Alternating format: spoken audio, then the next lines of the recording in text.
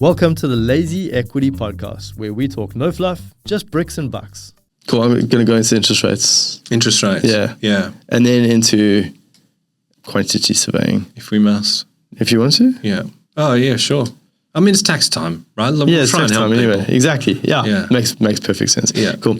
So depending on when this podcast comes out, because I think interest rates come out from today in a week's time. Is it? Is it next Tuesday? May. Following? Yeah, May's one of the meetings. Might be the following. It's coming soon. What are your expectations on what's going to be happening there? Do you think it's going to be a drop or a stand? Well, I think the real question is how big is the drop? Yeah. Because I think economists are roughly 100% predicting 25 basis points as a minimum. I mean, I like the good old days of like 1% cuts. Yeah. You know? Like 25 basis points. Let's go. You know, would it annoy me if they did like a 15 basis points or something like that? Because then you have to remember, is it 4.35 the cash rate? Is it 4.15? You know, round numbers. It makes it easier for these interviews. Let's just go straight to 2. Yeah. Look, I think, I mean, what is the RBA worried about? I think they would definitely be worried about the availability of credit in the property market. I think that is keeping them a little bit nervous about maybe unwinding some of those APRA interventions with 3% serviceability buffer and that sort of thing. I think we probably have to cut. I think there's a chance it might be something more meaningful than 0.25, but my gut feel is that we won't get more than that, but we are more likely to get a couple of extra later on in the year. Yeah. I feel like it might be a 0.5, and I'm hoping for it. But the roll-on effect from there, I think, is that the sentiments inside the property markets are just going to really just go through the roof again. I think people are going to see, this is not my opportunity because it's more accessible. And the whole reason why the property market is unaffordable has been because the rates have been one of the big factors that contributed towards the holding cost of an asset. Once this goes through and there's sentiment coming back into the market, those, especially the investors, I feel, because investors are the ones that are like quite active on the interest rates. You know, a home buyer will buy a home when they're emotionally ready to do it and they've got cash to do it. You know, rates don't really impact it all that much. It's the investors that sort of take advantage of it. Yeah, I'd agree. Certainly, like 25 basis points isn't going to change you moving home. And I was interested in your thoughts on this because I can remember speaking to a couple of people when the first cut came, the 25 basis points, and it did seem to me like the reaction was disproportionate to the stimulus. Another way of putting that is that it doesn't triple your borrowing capacity or make your serviceability twice as easy. It doesn't do much at all. Doesn't do anything for your pocket. Yeah, I was quite interested to hear your views on what would happen if we get another, because I did speak to a few people, and with the 25 basis point first cut that we got, it did seem like the market response was disproportionate to the stimulus, i.e. It's not a fundamental change. It's not like, the serviceability buffer is now 0.5%. Did you mean that too many people became active and excited about it, but it wasn't enough reason for it? Yeah, I agree. Yeah, I think they were waiting for maybe like it's an announcement that the trajectory is down. Because there was a point in time where we're thinking, geez, we could actually get another rise. Yeah. But that was sort of confirmation that the rises are over at least, right? So I think there were a lot of fence sitters. And I think that is, maybe it's not just an Australian thing. I don't have the expertise or the exposure to other markets, but it does sort of seem to me that investors love to see a green shoot. There's something that they're wanting to pitch their flag on to say, well, now I'm going to do it. But really the best time to do it would have been before that was announced, not like the moment it was. And then you're, scrambling to find someone to help you to buy something. You know, the buyer's agents are flat out, the mortgage brokers are flat out because everyone's got the same idea. Yeah. Well, I mean, you remember before the rates went up and those, 13 consecutive rises or something like that? Yeah. I mean, before that happened, you could buy a cash flow positive property and it was generating you $8,000 a month. I mean, a year. Yeah. And gone are those days, sitting at these rates, right? And I think a lot of what happens when these rates come down or start to come down, people remember those days. Yeah. And that is it's the opportunity cost, because they're like, think this idea of, I've got to get in there so that I can beat everybody else that is going to get in there, who's then going to stimulate the prices. And that's where I make my equity growth. So yes, people are always going to still chase that yield. and they're going to continue to find or look for reasons to purchase on affordability for themselves so that they can continue to buy because it's easier to hold those properties. And as long as they think that way, what's not to say that every other investor is thinking the same way, and they know that. And so competition is set to come. And I think that's the reason for people getting back into the markets. As smaller drop as it may be, it's that sentiment that's created that it's now the right time. You know, what's the Buffett saying? Be fearful when others are greedy. That's the one. Yeah, exactly. But we forget the second bit, be greedy when others are fearful. Exactly. Like, say, for example, with, like, you could think about Perth. Like, I know people that bought in there before CoreLogic was showing any growth. And I mean, even in the April data that's recently come out, I mean, Melbourne did 1% for the month, I think. And it's really the first time it's 1% growth? Yeah. It's the first time we've actually seen like a little blip. It might have been 0.9, but it was there or thereabouts. So it's the first time CoreLogic has kind of said, oh, Melbourne's something's maybe happening. Going now. But if you talk to people on the ground, they were like, the shoes were piled up at the doors 6 months ago. Yeah, but it's always going to happen like that. There's always that long reaction time before anything happens. And data tells that story very clearly. Yes. When you start to see that there's a reduction in days on market, or you start to see that there's, I mean, I don't know what the data that you get, but we get some engagement data. So we're able to see sort of how many people are looking at the types of assets within areas. So we know that 4 bedrooms within Milton have got a 25% increase from last month or last week. And we then know that, okay, well, let's watch this and let's see what happens. That happens and the trajectory of data goes. And then once that hits a sort of benchmark level, not just for like high level activity of engagement, but days on market is one thing. When we start to see the prices of property go up in rental value, that's kind of the first indicator because investors come in and yet prices haven't dropped, yet prices haven't gone up yet, but those rental prices increase and then investors come in, they tighten that market up. That makes home buyers more aggressive in their purchasing. So stock comes down and days come down and activity goes up. And that's when you start to see, and you know that then there's going to be an eruption of equity. It's beautiful, isn't it? It's lovely. I actually think I love data. Yeah. Look, if you love data, you've come to the right show. Yeah, so thank you. I'll tell you what, there's some interesting things I saw in the data because I just did a podcast for, well, we don't need to mention it, but we do like a monthly update. Yeah. So looking at CoreLogic data and SQM stuff. I'm fine. Who was it? Property Trio. So I'm a co-host on that show. I just didn't want to plug my own stuff, right? I love it. But they like that you guys even are great. Predates me. Like you'd be better if you had a quadro. Is it a property quadrangle. Yeah, could be me. Could be. You hiring? Send you a resume and we'll throw it in the bin. Expected. The data that I really like to look at, and it was interesting to watch it during the Perth boom, is the SQM stuff that shows you new listings, total listings, and they do distress listings. I think the sample size is too small to make decisions on. But how they do distress listings? Don't know. Wow. Actually don't know the methodology behind that. But like if you look at, say, New South Wales, distress listings, I think is only over like 2,000 or something. So they're very small numbers. But the aged listings, so I don't know if that's what they call it, but it's a 180-day listing or longer.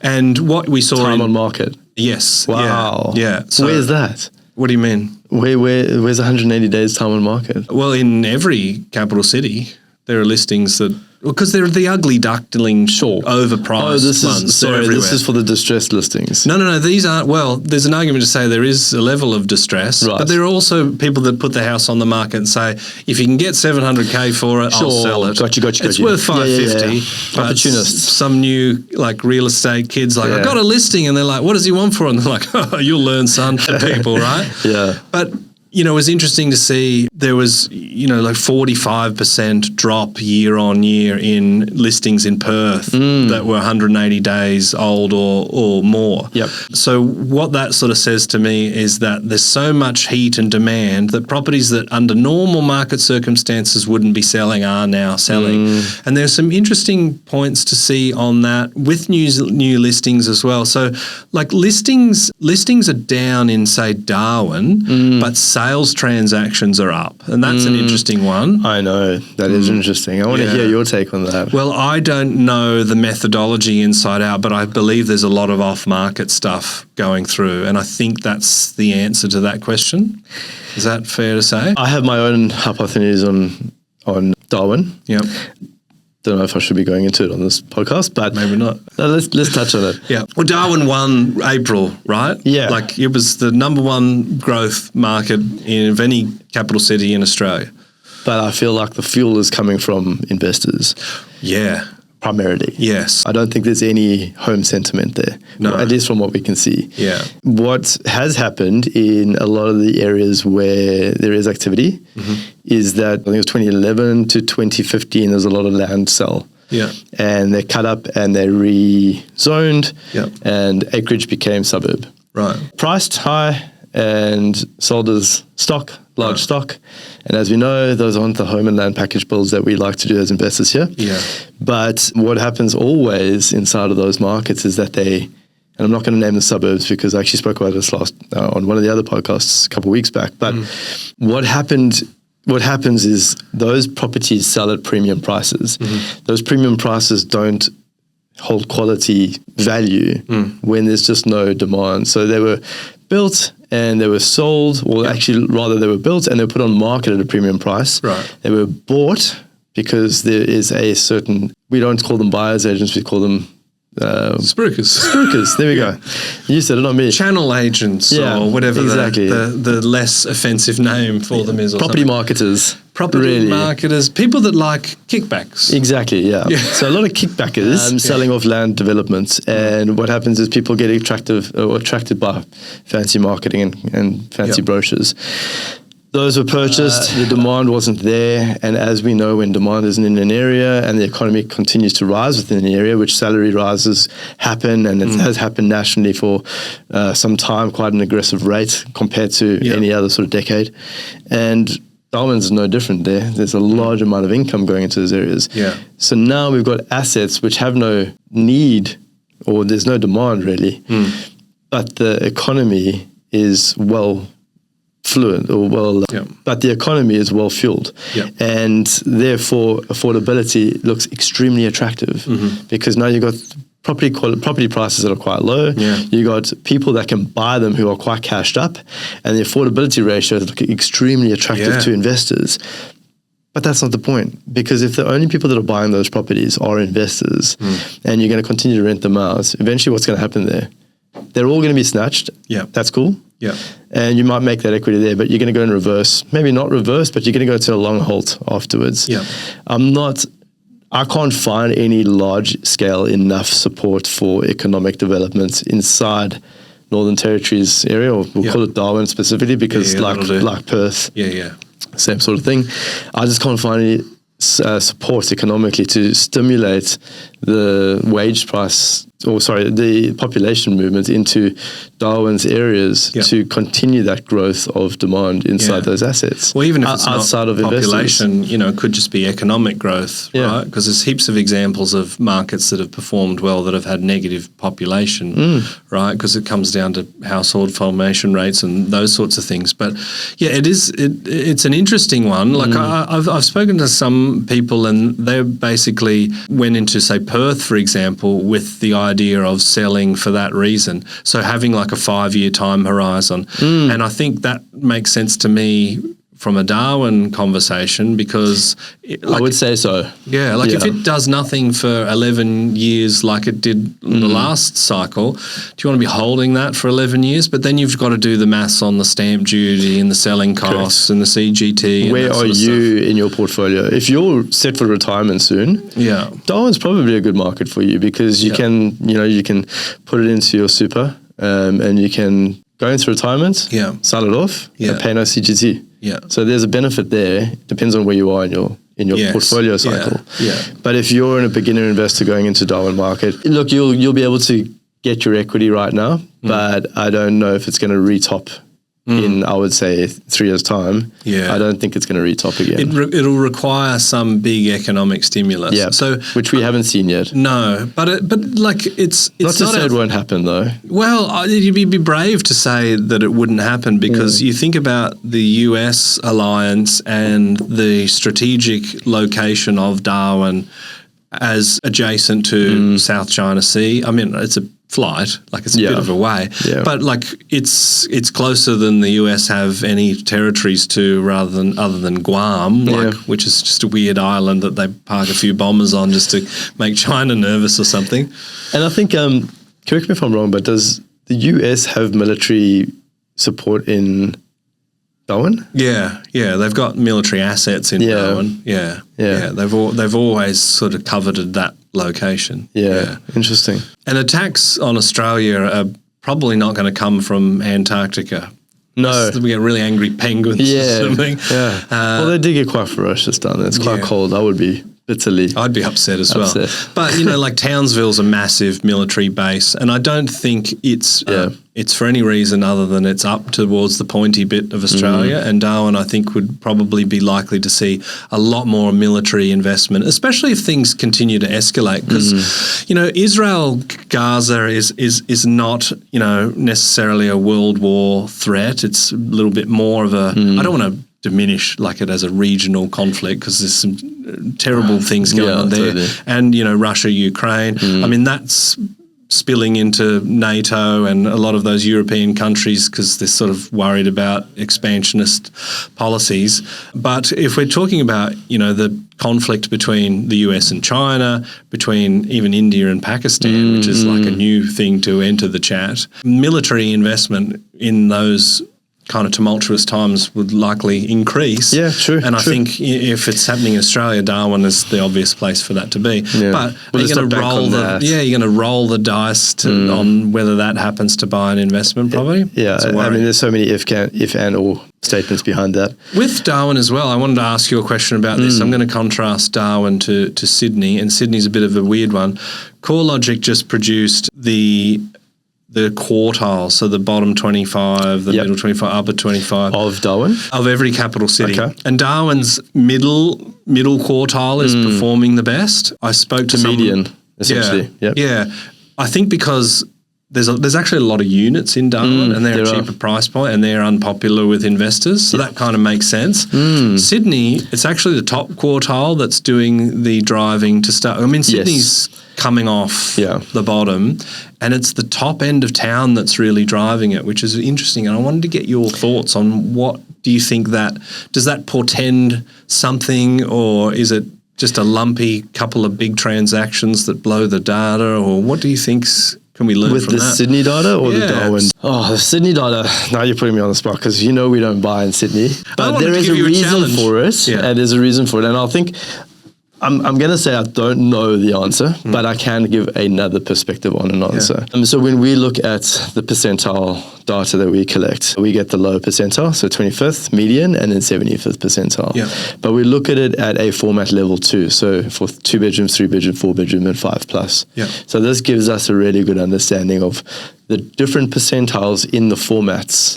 And it's very obvious to see what's happening inside an area which has a diverse economy. And a diverse economy, we'll use Darwin as an example, where you get, and it comes down to affordability when there is an economic support in an area, when there is an economic support. When you see a percentile go from, let's say a format, a 3-bedroom house format, the percentiles of value going from 25th percentile becoming the most active, they then become the median percentile, which become the most active because naturally the values go up. And that's where the buying sentiment is. And then all of a sudden that median percentile becomes the busiest percentile at the 75th, and then it stops. Right. The reason why it stops there is because when it becomes too expensive, again, affordability then starts to dry up. But it makes more sense for a buyer to move from a 3-bedroom property at a median percentile to a 4-bedroom property at a 25th percentile. Because you're getting more asset for your cash. Yeah, true. So we do see this quite a lot where, and this is, we actually heat map this. Right. And we can do it on a timeline where we see which property markets at 4-bedroom, at 3-bedroom are moving and how long it takes them to move. And you can almost dictate the next format and the next quartile to move. That's interesting. Or percentile rather, sorry. And we use that to find which markets we're looking in.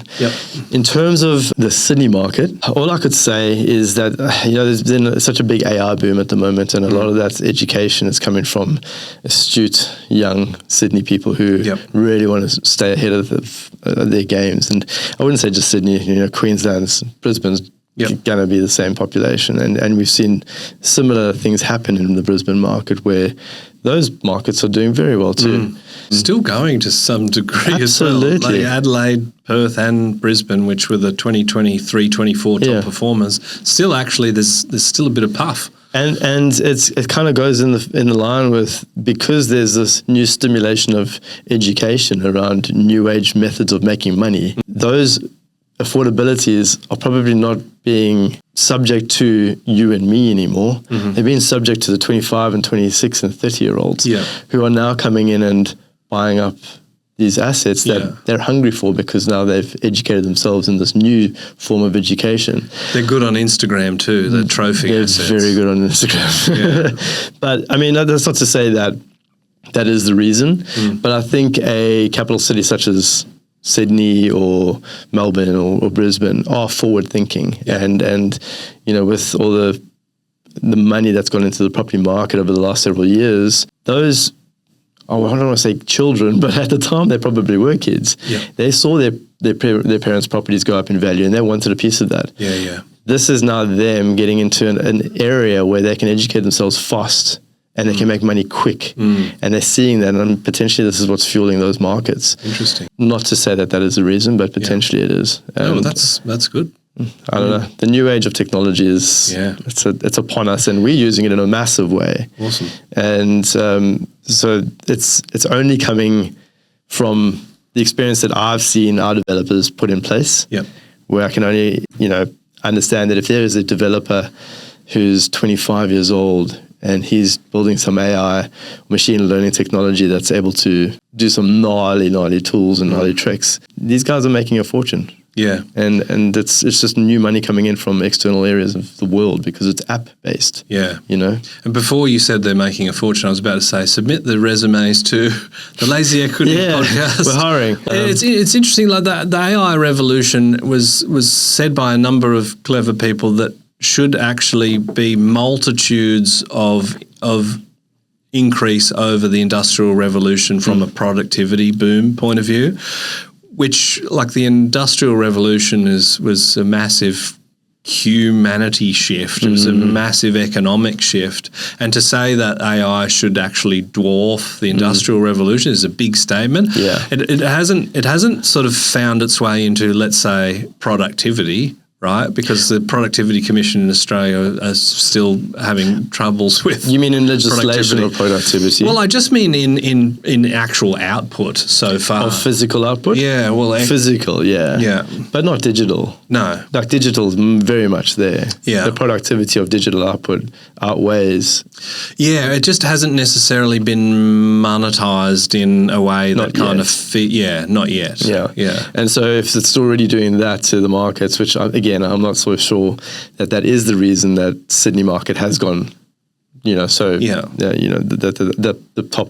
top percentile is the most attractive at the moment. I can't say exactly because I don't have the data, but I mean, if that is the reason, and there are more advances to come that we just don't know about because there are so much. We're just at the beginning of this whole AI age. Well, the pace of change is so rapid. Right? Because you think about just like aviation, right? Like it's only really 100-odd years old from like the first thing to take off and do a little whip around and impress the people standing underneath for 30 seconds to now we're talking about, possible hypersonic kind of commercial travel. Like the pace of aviation seems like really, really slow. Yeah. But AI, it's rapid, really, really rapid. Cool. Let's wrap this up with one last little bit as we head towards the tax time, because we all know we're all getting our taxes in order. What should investors know? Obviously, we're quantity surveying, or we're talking about, we're not talking about quantity surveying. Not at all. But this is your field of expertise. Yeah. So what sort of advice can you give to investors out there that are looking to get their taxes in time or in line rather, get everything? I think if we broadly speak about tax time, if you're feeling like it's a pain in the backside, I've got to do homework, I've got to collect things, that's a good opportunity to understand why you feel that way and not have that happen for next year, because you can put lots of systems and things in place that help you manage things. I mean, just for example, even if you own one investment property, it's way better to have the property manager be paying the maintenance expenses and that sort of stuff, because they have to give you a ledger to say, well, this was repairs and maintenance, this was this asset, that sort of stuff. The ATO have said for a number of years that their failure rate for property investors was 9 out of 10. I spoke to a lady who actually was involved in getting that data from the ATO through a Freedom of Information request and has been unsuccessful. But what she has found out is that the sample size for that data was 300 and something investors. Wow. So we're talking about sample size before.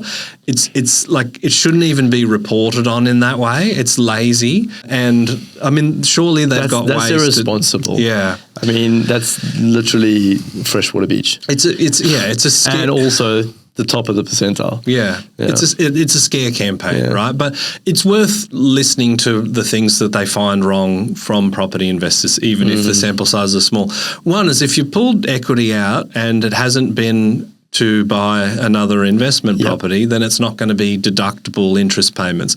Sure, you can take a little bit out, buy a jet ski, because we all like to be a business jet ski. A business jet ski. Yep. Get it branded and make sure you wear clothes that have the logo and get it dry cleaned. Jacket, with the Lazy Equity Podcast branded on it. Then it might be tax deductible, although you probably end up at a Senate hearing committee or something. But just make sure that you're only claiming the deductible interest payment. And if we think about what are the big deductions? Well, interest component of your loan is probably number one. I would say the property management, maybe repairs and maintenance stuff would be number three. And that gives me a great little opportunity to slide in there at number two as tax depreciation, right? So that's, you're waiting for that one. I was waiting for it.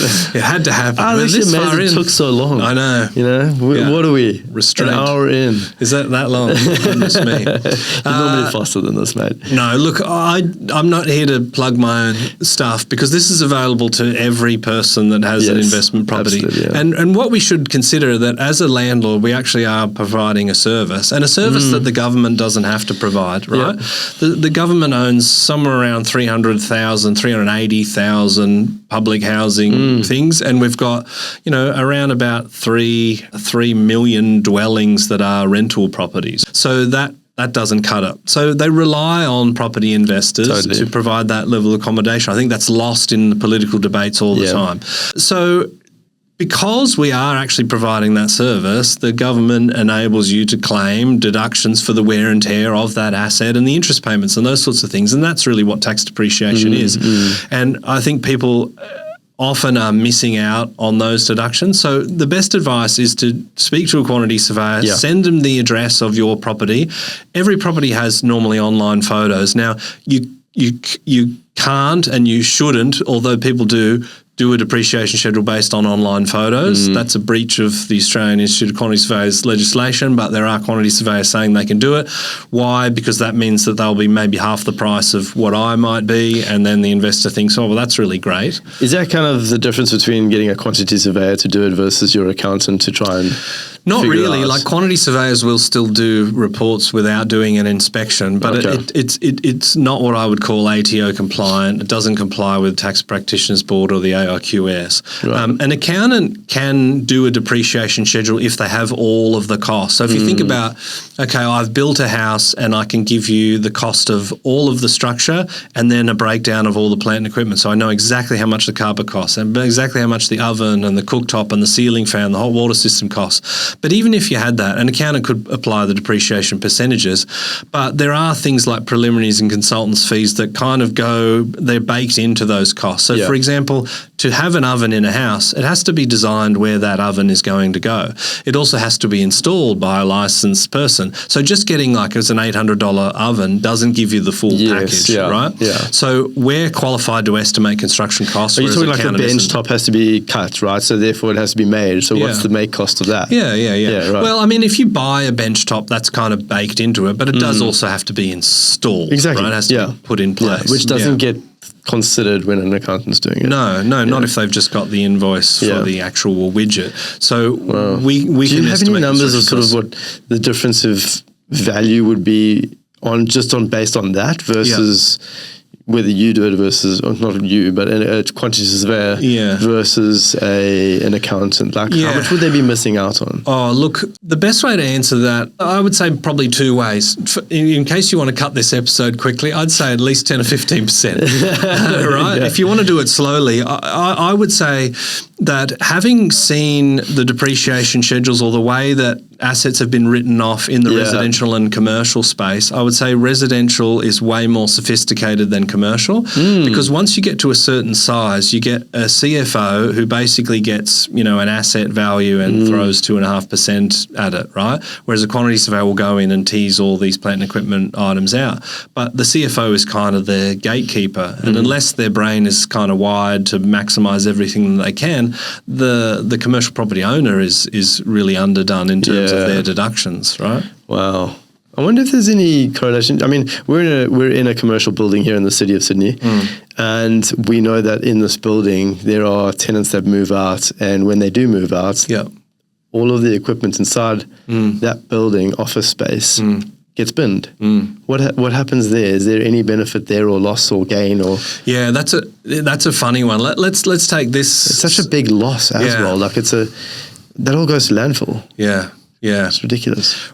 Well, if we take, say, this building, for example, let's just say I own this suite and you come in as the tenant and you fit it out. You have an entitlement to claim the depreciation on the fit out and I'll get nothing out of it. However, when you leave, unless there's a make good schedule to say you've got to bring it back to base, which is uncommon, then I would actually inherit those assets that have a value to the next person. But the ATO says you can only claim what you've outlaid.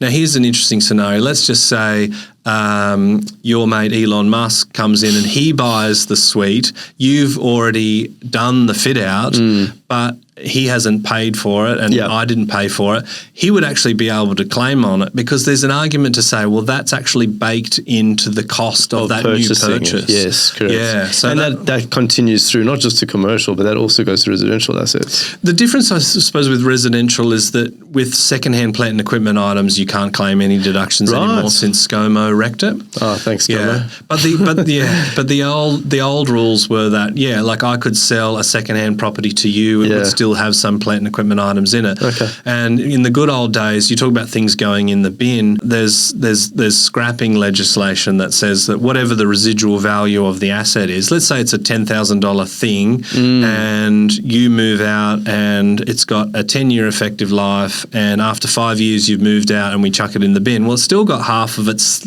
value left.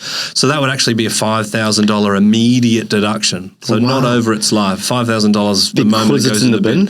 Yeah, because it's reached its functional obsolescence. It's got a book value and it's written off. That makes a lot of commercial sense. You're actually thinking of all the commercial sense that you didn't make with previous assets by the look of your face. I was just thinking, oops. Well, I mean, it's something that a lot of people ask me about in the residential space because a lot of people took advantage of that. And, people ask me to do a presentation. They say, can you talk about scrapping? And I said, I can, but it doesn't really exist in the same way that it used to be because the moment you buy an asset with secondhand plant and equipment, there is no claim on it. You can scrap the structure, the Division 43, but that'll affect your cost base for CGT. So it's a bit more of a sophisticated strategy. Yeah, but in commercial, that the ScoMo's change on 9th May 2017 only affected residential. Right, okay. That's right. Actually, I remember you telling me that before. Yeah. Yeah, cool. So, yeah. Claim your deductions. Claim your deductions. Get a free estimate from a quantity surveyor. Yeah. And, the average that we're getting is in and around $9,000. Wow. I know I just said in the beginning, between 5 and 10 is a range. What is the average? The reason why I say 9,000 is because it actually changes every day. Every time we do a depreciation schedule, that average sort of bumps around. But, it sits around that $9,000 mark. So definitely do it. It's worth it. Yeah, absolutely. Amazing. And that's just in the first year. Beautiful. Mate, thank you for all of your wise words today. It's been an earful. As always, it's been a magical time. An earful. An earful of gloriful What a testimonial. I came in and it was an earful. Well, at least it's a way bit more pleasant to hear your words than mine. So thank you for filling up that last hour or so with your beautiful vocal cords, and we look forward to having you back again on the next show of The Lazy Equity. Thanks very much for coming through. Thank you, sir. Pleasure. Thank you, buddy.